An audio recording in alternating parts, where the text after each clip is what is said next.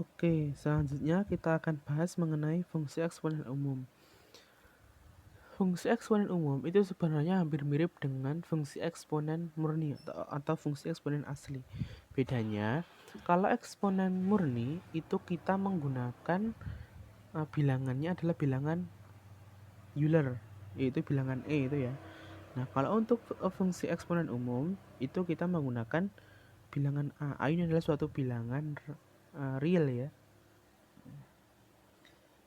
Oke, diketahui suatu fungsi f(x) itu adalah a pangkat x. Nah, kemudian dapat kita cari turunannya itu adalah f aksen x sama dengan a pangkat x dikali a, sedangkan integralnya itu adalah a pangkat x per ln a ditambah suatu konstanta. Oke, selanjutnya kita beranjak ke pembuktian turunan.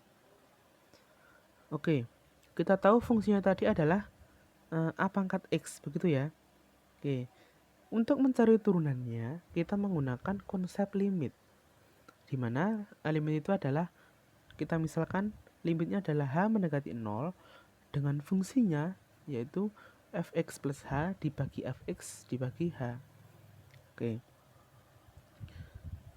seperti ini ya. Oke, kemudian langkah selanjutnya yaitu kita ganti a pangkat x ini menjadi a pangkat x plus h, karena fungsi yang diminta adalah x plus h, maka kita ganti bentuk x-nya itu menjadi x plus h.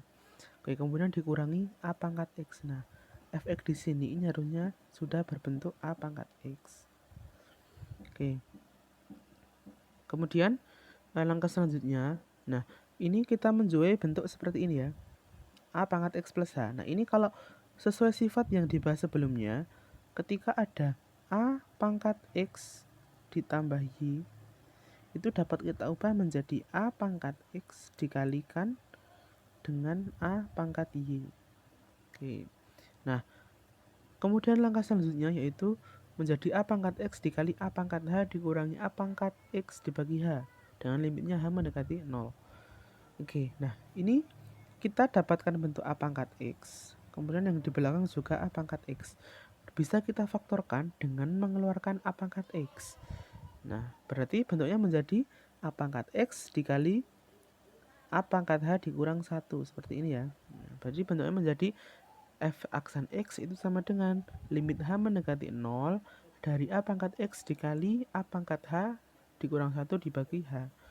Oke, di a pangkat x ini dapat kita anggap atau kita asumsikan sebagai suatu bilangan atau suatu konstanta ya.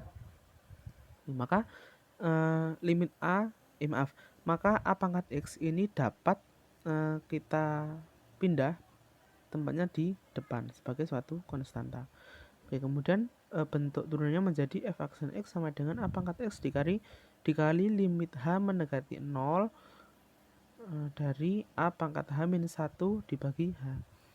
Oke, nah bentuk ini adalah sesuai dengan definisi bahwa ln x itu sama dengan limit n mendekati 0 dari x pangkat n dikurang 1 dibagi n, dengan definisi ini ya.